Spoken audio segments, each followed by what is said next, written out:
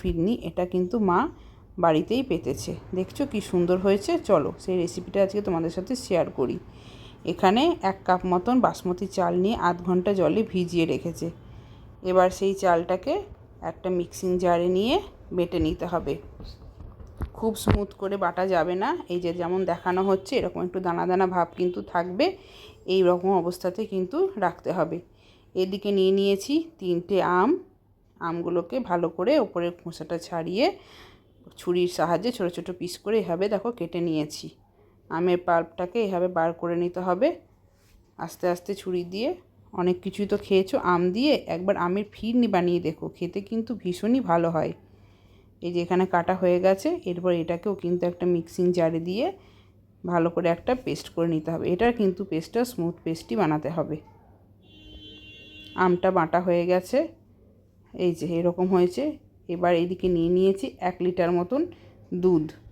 এই দুধটাকে এবার কড়ায় দিয়ে ভালো করে কিন্তু গরম করে নিতে হবে। রেস্টুরেন্টে তো সবাই ফিরনি খেয়েছো, সেখানে তো জানোই ফিরনির কত দাম নেয়। এইভাবে যদি বাড়িতে একবার বানাতে পারো, খরচাও যেমন কম হবে, সময়ও কিন্তু খুব বেশি লাগে না। এখানে 1 লিটার দুধকে ভালো করে ফুটিয়ে নিতে হবে। ভালো মতন গরম হয়ে গেছে।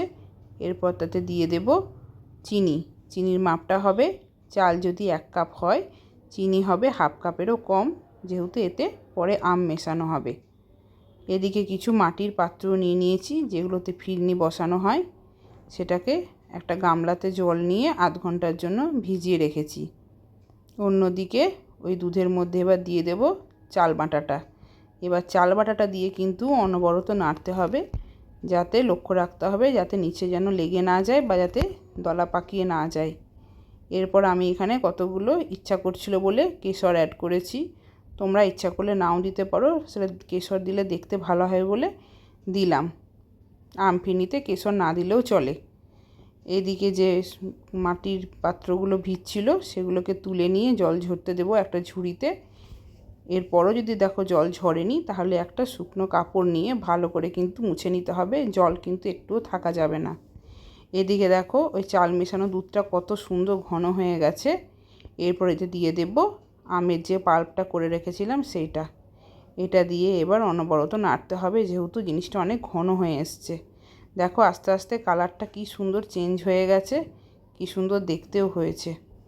এবার আম দিয়ে মোটামুটি 2-3 মিনিট মতন নাড়তে হবে। তার আগে চাল দিয়ে কিন্তু মোটামুটি ওই 7 থেকে 10 মিনিট মতন কিন্তু ঘাঁটতে হয়েছে। একদম রেডি হয়ে গেছে। এটা কিন্তু নামিয়ে নামিয়ে সঙ্গে সঙ্গেই কিন্তু পাত্রতে ঢেলে দিতে হবে, দেরি করা কিন্তু যাবে না, তাহলে কিন্তু কড়াইয়ের মধ্যেই জমে যাবে।